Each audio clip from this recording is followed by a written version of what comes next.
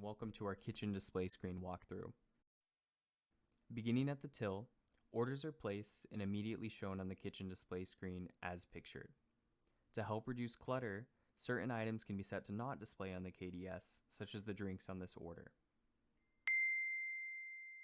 Each item on a ticket is paired with a checkbox, and once all have been marked as complete, the ticket closes. Your order types are color-coded to quickly recognize dine-in from takeout or delivery orders, and for easy callouts, you can use a summary view to see the total number of items on deck. To quickly identify lagging tickets, you can set alert timers to change the color of an aging ticket, as you see here. And when a mistake is made, you can easily recall an order using the button on the bottom left.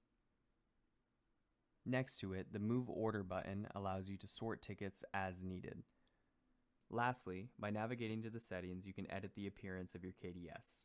The theme can be changed from classic, dark, or light mode, and the color coding for your order types can be adjusted too. Thanks for your time, and I hope this video helped you to learn the basics of our kitchen display screen.